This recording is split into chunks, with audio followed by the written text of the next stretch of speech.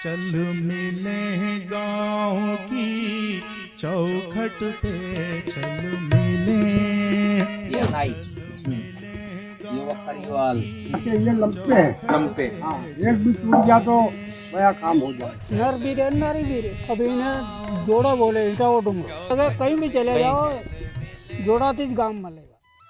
नमस्कार, मैं हरिराम सोलंकी। मैं महर्षि पाणिनि संस्कृत वैदिक विश्वविद्यालय उज्जैन का ज्योतिष एवं ज्योतिर्विज्ञान विभाग का शोधार्थी हूँ। आप सभी का इस खास संवाद में हार्दिक स्वागत करता हूँ। चल मिले गांव की चौखट पे। यह एक यात्रा है जो हमें गांव के अनछुए पहलुओं और उनकी सांस्कृतिक धरोहर के बारे में बताती है। इस परियोजना का एक महत्वपूर्ण हिस्सा है भारतीय ज्ञान परंपरा के अंतर्गत ग्राम वास्तु प्रेक्षण परियोजना।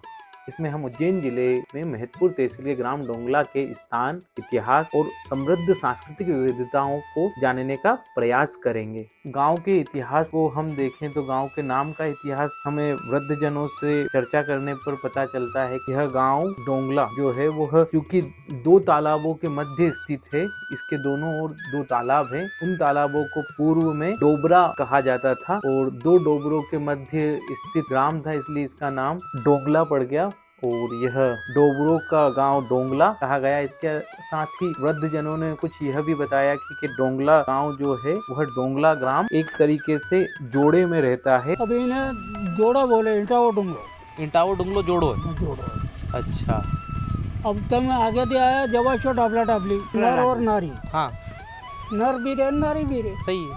तो कोई अब जो इटाओ है हाँ जो नारी का नाम में आई, हाँ और डोंगा है हाँ वो नर का नाम नर में का आई। नाम में। अगर कहीं भी चले जाओ जोड़ा तीज गांव मिलेगा। उस गांव के बारे में यह जानने के बाद में हम लोगों ने जब सैटेलाइट मैप के थ्रू गांव का सर्वेक्षण किया और देखा तो पता चला कि ग्राम डोंगला जो है उसके मध्य में बहुत ही नजदीक इटावा ग्राम है। और इसको देखने से पता चलता है कि जो कौटिल्य के अर्थशास्त्र में हमने पढ़ा था या फिर सम्रांगण सूत्रधार में जो पढ़ा था कि ग्राम जो होते हैं वह बहुत ही नजदीक बनाए जाते हैं, दोनों नर नारी दोनों होते हैं। उसी तरीके से दो गाँव होते थे। एक थोड़ा दूरी पे जाए तो ढाबला ढाबली करके भी एक गाँव है इसी क्षेत्र में। तो ये सब उसी कड़ी को जोड़ते हुए हम शास्त्रों को देखते हुए ही गाँव को बसाया जाता था पास पास में, ताकि हम बहुत ही आसानी से परेशानी के समय एक गांव से दूसरे गांव तक जा पाएं। और गांव की भौगोलिक स्थिति को जानने के लिए, समझने के लिए हम लोगों ने गांव के सैटेलाइट मैप को लेकर उस पर वास्तु पुरुष को अंकित करने का प्रयास किया। उसमें हमें दिखता है कि वास्तु पुरुष का जो सिर होता है जो ईशान दिशा की ओर होता है, उसके समीप एक तालाब स्थित है। और दूसरा तालाब, जब हमने गांव को 16 दिशाओं में डिवाइड किया तो पता चला कि जो वरुण देवता के पद पर दूसरा तालाब स्थित है। इस तरीके से हम भी वास्तुशास्त्र में पढ़ते हैं 45 देवताओं में कि जो जल का स्थान होता है वो संभवतः ईशान कोण में और वरुण के पद पे होना चाहिए, जो कि इस गांव में हमें देखने को मिलता है। इसके साथ में ही इस गांव में सैटेलाइट मैप पर हमें ट्रॉपिक ऑफ कैंसर भी दिखती है, जो कि गांव के उत्तर दिशा की ओर दिखाई देती है। ट्रॉपिक ऑफ कैंसर जिसे कर्क रेखा कहते हैं, वह पृथ्वी की भौगोलिक स्थिति के कारण उत्तर की ओर धीरे धीरे शिफ्ट होती जा रही है, उत्तर की ओर धीरे धीरे खिसकती जा रही है। ज्योतिष की दृष्टि से इसे एक अद्वितीय स्थान माना गया है। यहाँ की भौगोलिक और प्राकृतिक स्थिति का अवलोकन करें तो ग्रीष्म ऋतु में अयन काल में 21 जून को सूर्य बिल्कुल सिर के ऊपर होता है। यहाँ सूर्य की किरणें भूमि पर 90 डिग्री का अंश करती है। यहाँ पर अपनी छाया 21 जून के दिन नहीं पड़ती। यह वह स्थान है जहाँ भारतीय समय का मान निश्चित होता है। आज यहाँ एक आधुनिक रोबोटिक वेधशाला है जो अकाउंटिंग टेलीस्कोप के साथ लगी है। यहाँ विभिन्न खगोल शास्त्रीय अध्ययन के लिए एक उपयुक्त स्थान है। गांव के ग्रामीण जनों से मिलने पर कुछ बहुत ही रोचक चीजें हमें पता चली, जिनमें गांव में मिट्टी के घरों को लीपने के लिए बरसात तथा अन्य समयों में जब मिट्टी हम नहीं ला सकते थे, उसके लिए हमें उन लोगों ने एक कंडे के समान मिट्टी का लदेड़ा बना के रखा, जिसको लदेड़ा बोलते थे, जिसको तोड़ तोड़ के लीप सकते थे।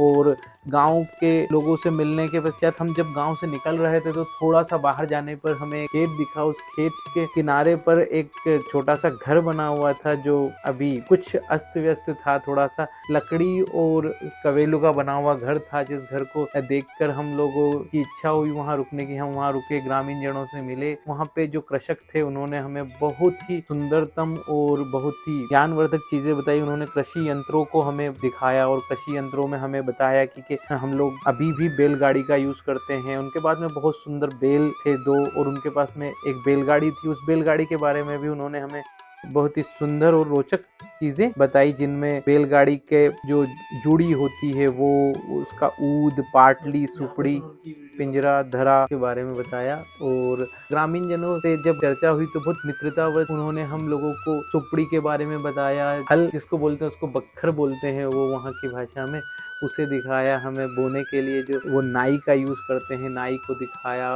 उसके बारे में हमें बहुत सारी चीजें समझाई जिसे हम पुराने समय से सोचते आ रहे हैं। हम लोगों ने कई सारे बर्तन देखे वहाँ पे जो पुराने समय के तांबे का मटका, बटलोई बोलते थे वो पहले के टाइम पे, और गगरा। बटलोई जो बड़ा वाला होता था वो नीचे होता था, उसके ऊपर गगरा रखे जो ग्रामीण महिला है वह कुएं से पानी लेके आती थी। यह था ग्राम डोंगला, एक स्थान जहाँ इतिहास और खगोल शास्त्र के अद्भुत संगम को दर्शाया गया है।